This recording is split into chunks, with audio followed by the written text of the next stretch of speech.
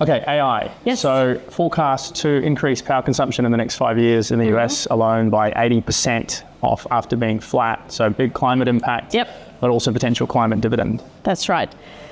Let me talk about the climate impact first and then the dividend. So to me, the climate impact is one that we really have to pay attention to. It does go to electrify everything, renewable energy, everything. I guess a reflection point. If we can rapidly get our renewable energy systems deployed, then the use of electricity is not a problem, right?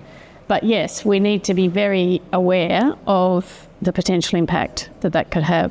In terms of the climate dividend, though, it is significant. So just everywhere I look, there are really good examples.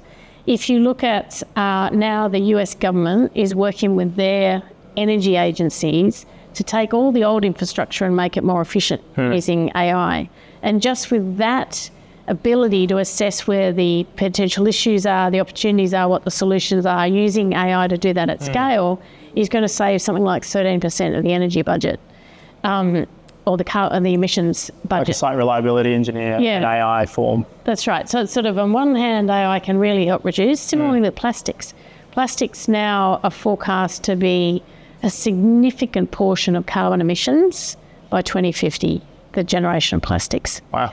Whereas with AI and finding different materials and embedding a circular economy mechanisms, finding waste, understanding what waste is good waste, what waste is bad waste, and then grappling with the waste that is problematic, we can significantly reduce that. Because as we get good at reducing some forms of emission generating, the other forms that are in a growth phase, such as plastics, will start to take over. Start to come up. And I guess that's part of that, that loop of 100% of energy plus 80% of energy. Will the distraction of an extra 80% take us away from reducing or mitigating the impact of the existing 100? Another one is being able to now monitor methane emissions and fugitive emissions. We all know how dangerous methane is as a greenhouse gas and how significant it is, and that we will not possibly get to 1.5 degrees without a significant reduction in methane.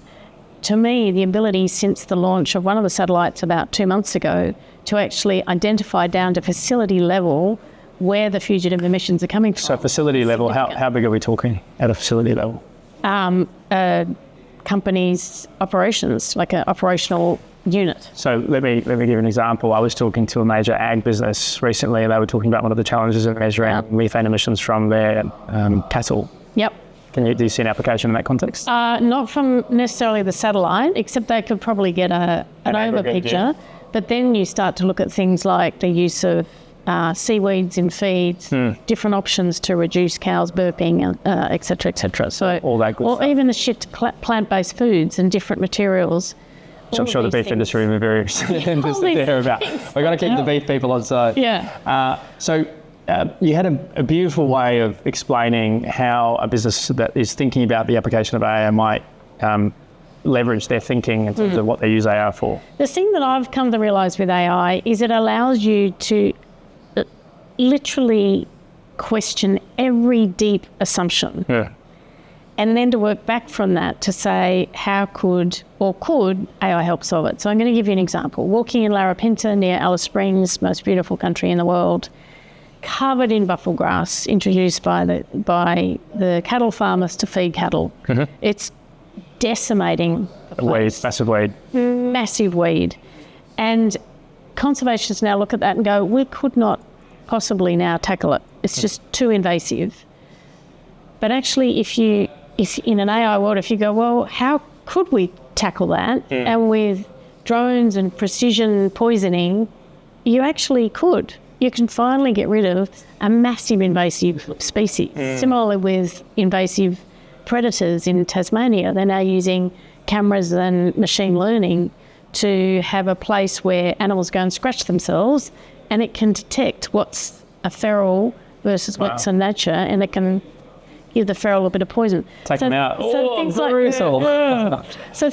things that we could never imagine we could have done. And the one that really got me was that earthquake in Nepal of CSIRO Red Cross, and massive damage. And like things like the earthquake changed the course of rivers, so whole communities were dependent on their livelihoods for the river, and now that livelihood's just gone. Wow. So a massive impact. But it did at that time take weeks to understand exactly where the impact was, where the most help was needed. But now, with the right satellite technology and using AI, can pretty quickly detect where the impact is. Now, then you've got to figure out how to get resources out there. But that's a huge time saving in a really time critical. I guess this is where we pair machine intelligence and human intelligence together, right? And that's exactly. where the power comes. So back to your question, to me it's like, well, previously I used to go, I wish we could figure out what had gone wrong. And my core assumption was we couldn't.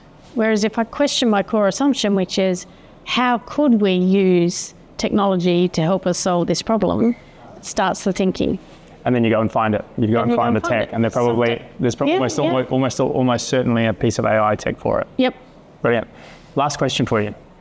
So you mentioned leading the Red Cross CEO during the earthquake in Nepal. So you're clearly a leader in a crisis. Was that what brought you to Climate?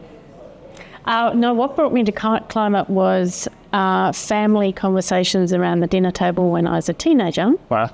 Where my dad, who was an ecologist, biologist, would talk about how the importance of sustainable economic development. So he was one of the canaries in the coal mine of Climate. And, we need steady, sustainable development. My mum would say, no, just put everyone on the pill. So this sort of tension between these types of solutions. And then, so climate and climate change has been a big part of my belief system. And then, of course, when I joined WWF back in 2008, that's their number one priority. And now, actually, it is the International Red Cross's number one priority is the impact of climate change. Is that right? Wow. Yeah, I read a little while ago that it's one of the number one, or one of the top 3 risks for the US military. So if the military is thinking about it that way, then we all need to be thinking about it that way. But hopefully catalysing it into opportunity. That's right, which is what this week is about. Go Climate Week Sydney. Climate Action Week. Thank you so much. Great.